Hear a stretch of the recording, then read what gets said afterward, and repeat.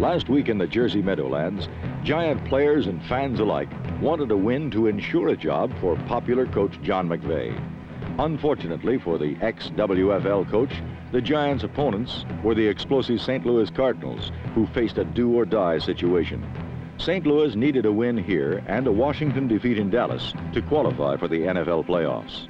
But it was New York who made the game's first big play when Cardinal running star Jim Otis fumbled and Brad Van Pelt carried it all the way to the 1. This prompted a Giants touchdown and a lead they didn't relinquish until late in the game. It appeared the Giants might be successful in saving the job for McVay, who replaced Bill Arnsparger, and instilled a new spirit and confidence. But McVay's hopes for an upset vanished when Terry Metcalf provided the turning point on a punt return.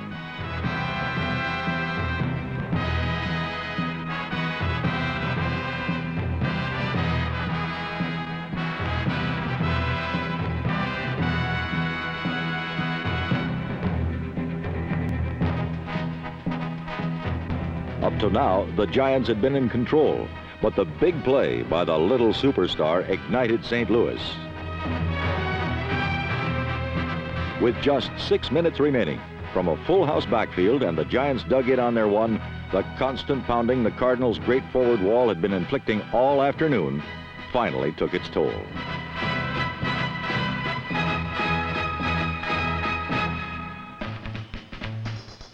Steve Jones' second touchdown of the day gave the Cardinals and Coach Don Coryell the win they so badly needed, 17-14. That it had been a struggle was a tribute to the rehabilitation job of John McVay, whose uncertain future will soon be decided by the Giants brass. St. Louis had accomplished their mission. Now it was up to Dallas to defeat Washington as Coryell's cardiac cards went to the locker room to await the outcome of that crucial game. For Washington, there was no hiding the fact. Because St. Louis had beaten New York earlier in the day, the Washington Redskins had to whip Dallas or be relegated to a loser's role outside the league's playoff structure for the second straight year. But in the 3rd minute of the 3rd quarter, Roger Staubach passed to rookie wide receiver Butch Johnson for a spectacular touchdown bomb.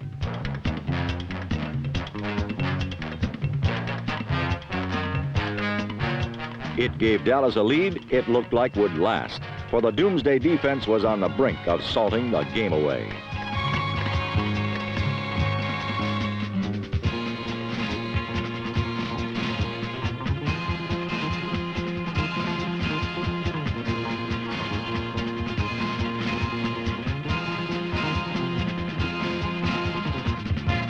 With Doomsday dominating until late in the final quarter, Redskin hopes for the playoffs looked dim.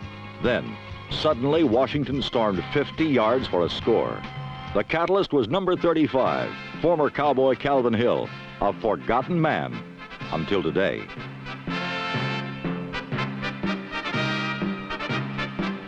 Hill had replaced injured star Mike Thomas and seemingly put the Skins ahead with a touchdown run.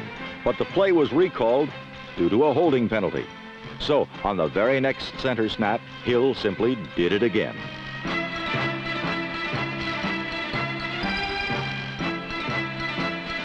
A few seconds later, Dyron Talbert tipped the pass that Dennis Johnson intercepted and took to the Dallas 3.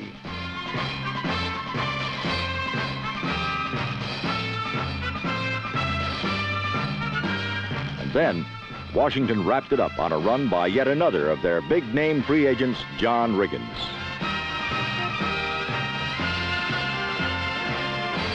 In a 60-second fourth-quarter blitz, Washington had scored 2 touchdowns to defeat Dallas 27-14, and unbelievably for the many critics who had written them off, Washington's over-the-hill gang, not the St. Louis Cardinals, would be the NFC wild card representative in the playoffs.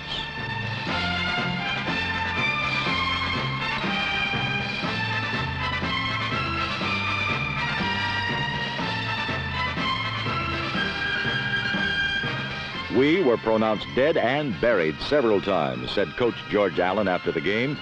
We're supposed to be too old and too slow, but age doesn't mean a thing. We always keep coming back. They say we don't have the talent. but we beat teams that are supposed to be better than we are, and they won't be in the playoffs. 20 other NFL squads peering in from the outside would have to agree.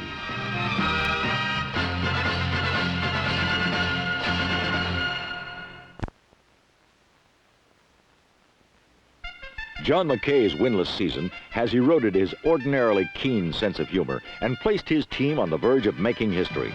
Against New England, McKay's Pirates set out to avoid making the record books.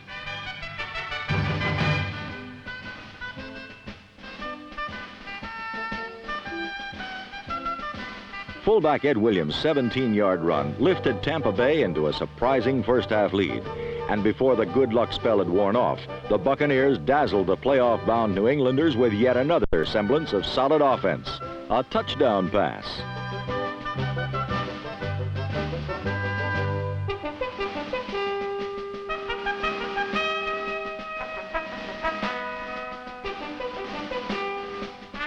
But while Tampa Bay could only flirt with offensive success, New England's potent ground attack demonstrated its mastery of the subject, and pro football's second most productive ground game powered through the touchdown alleys.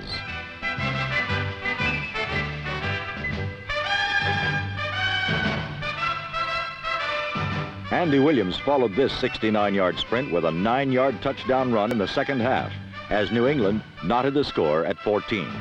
But on this day, Tampa Bay seemed destined to become part of NFL folklore.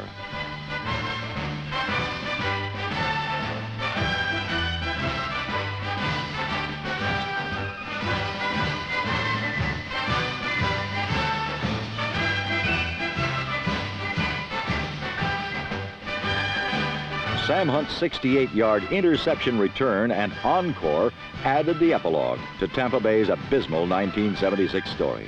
With this defeat, the Buccaneers became the first team in NFL history to finish 0-14.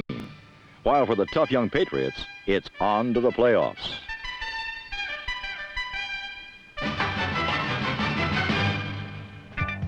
In Philadelphia, Eagle fans have grown accustomed to their team's stylish brand of losing football. But last Sunday, the visiting Seattle Seahawks put on a far better display of offensive ineptitude.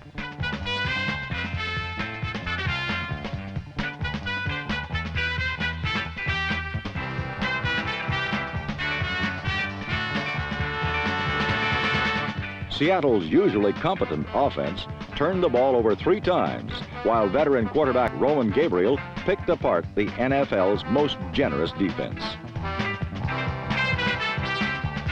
Charlie Smith's 34-yard catch and run came so close and left him so disappointed that Roman bent the game plan a bit and let Charlie handle an end around.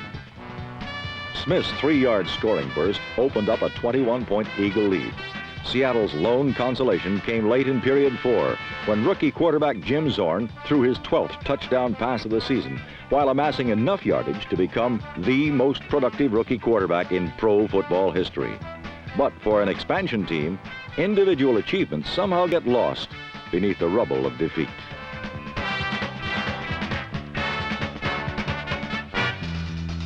You know, if looks didn't lie, you just might think Ted Marchibroda's team hadn't won a game all season. But last week in Baltimore, the Buffalo Bills gave the playoff-bound Colts only one moment of genuine concern. O.J. Simpson's 44-yard touchdown highlighted yet another spectacular performance for the Juice, who cruised to a 4th NFL rushing title in 5 seasons. The rest of the afternoon belonged to the man with the strongest arm in football.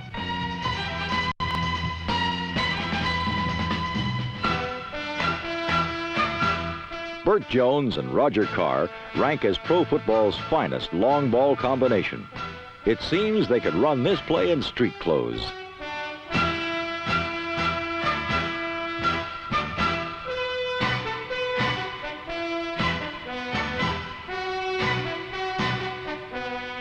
The Jones-Carr connection typifies Baltimore's multifaceted air game, a diverse attack whose receivers will travel anywhere with a Burt Jones pass.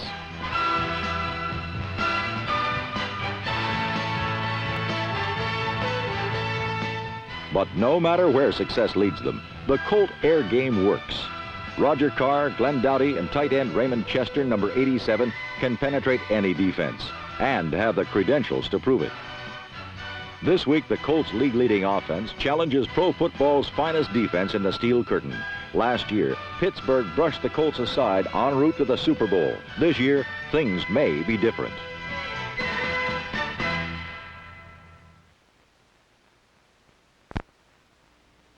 The 49ers traveled to New Orleans last Sunday and made sure it was a worthwhile trip. But before the San Franciscans could become acclimated to the Superdome atmosphere, Bobby Scott and his tight end Henry Childs caused some problems for the NFC's top-ranked defense. Number 85, Henry Childs, is a third-year man from the same Kansas State team which produced Steve Grogan and Don Calhoun. And his heroics had the Saints ahead 7-0 until just before halftime. But then, some very strange things happened to the Saints.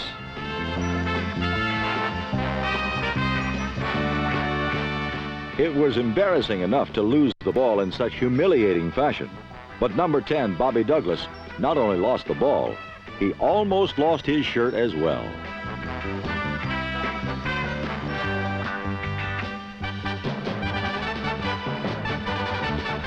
The Saints were further victimized when a San Francisco punt became a most unusual first down for the 49ers.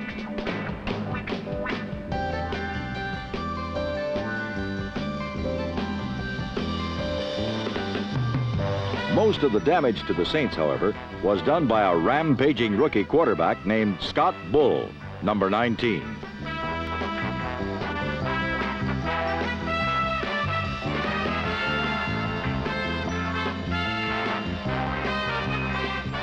First, the Saints saw Bull run, and then they saw him whip a bull's eye to Gene Washington in the end zone. The 49ers scored 27 unanswered points, capped off by Scott Bull's naked rollout to the touchdown, which assured the 49ers of an 8-6 record, their best finish since the days of John Brody.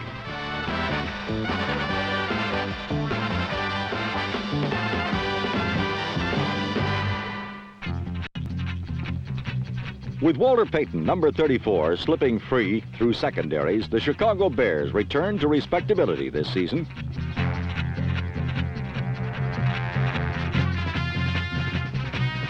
Against Denver last Sunday, Payton scored once and the Bears' defense contributed another as Chicago built a comfortable 14-0 lead at the half.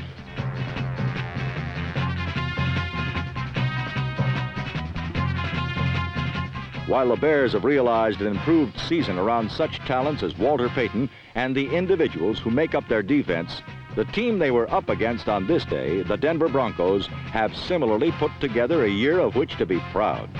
Together, the Broncos have punched out the best season in their history, showing much in the way of character along the way. So, when they trailed Chicago, it wasn't surprising to see them battle back and tie the score.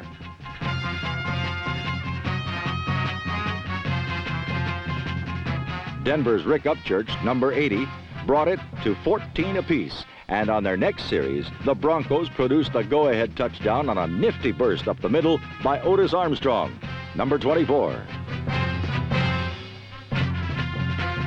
One later score closed out a 28-14 Denver victory and ended a season that affirmed the best is still yet to come for both the Broncos and the Bears. Miami Dolphin faithful hold firm in their belief for their team, but against the Minnesota Vikings last Sunday, all the belief in the world couldn't produce that little extra needed to produce a win over the NFC Central champions.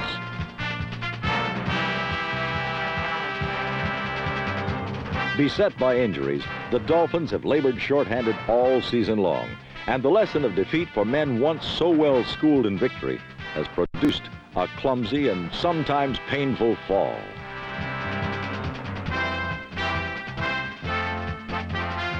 The Viking defense shredded any semblance of a Dolphin offense, and Fran Tarkenton did likewise to the Miami defense 3 times, nailing Rookie of the Year candidate Sammy White, number 85, with scoring passes.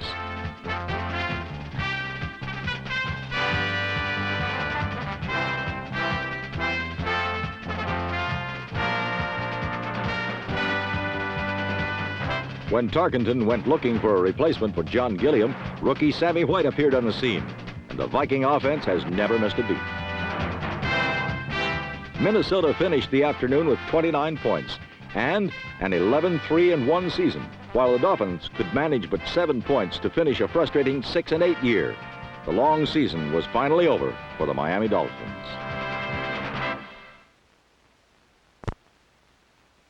The Yuletide season brought an unusual sight to Detroit football fans, a Santa with claws. But even at this busy time of the year, old St. Nick had to halt his deliveries to watch number 28 James Hunter on the game's opening kickoff.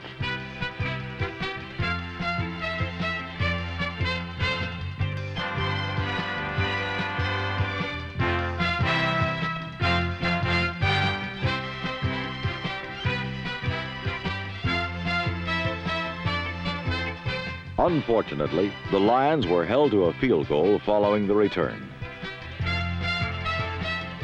But soon they were back in scoring range, thanks to a pass from quarterback Joe Reed to Ray Jarvis, number 45.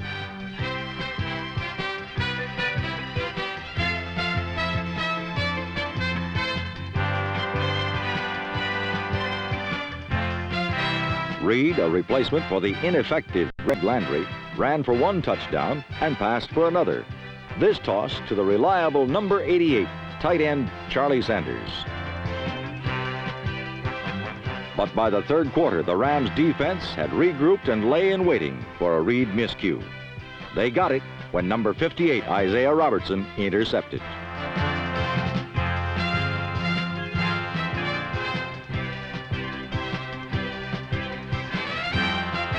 Turnovers proved to be the undoing of Detroit's halftime lead.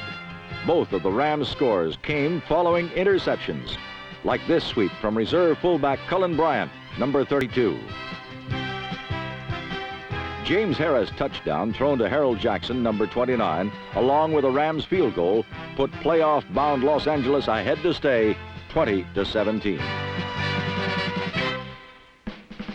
Out in Oakland, the Raiders, another playoff entrant, tuned up for the postseason by letting reserves like quarterback Mike Ray handle the chores.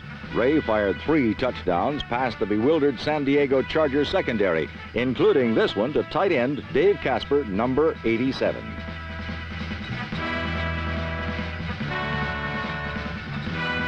The 24-0 victory brought the Raider regular season record to 13-1, the second best one-loss mark in modern NFL history.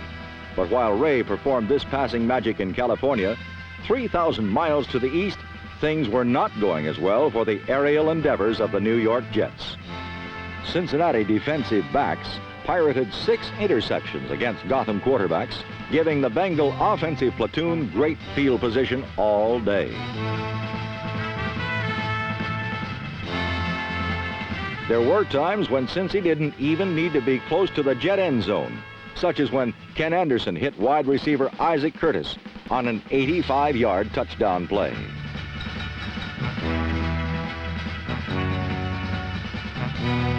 After 2 Bengal scores on the ground, Anderson went long again, this time for tight end Bob Trumpy, number 84.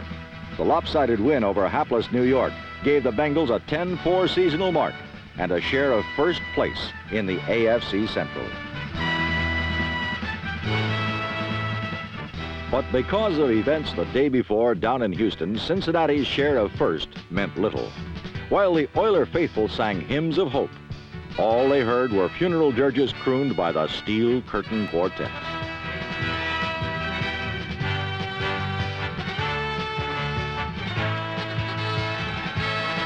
The Houston offense was never able to get off the ground, due partly to Pittsburgh's incredible defense. But the Oilers also managed to keep turning the ball over, often by most peculiar methods.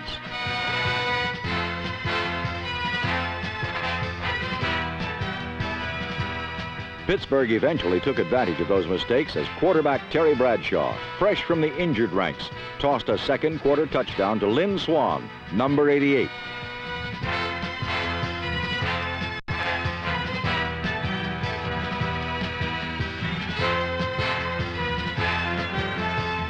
The Steelers also got 100-yard performances from running backs Rocky Blyer and Franco Harris.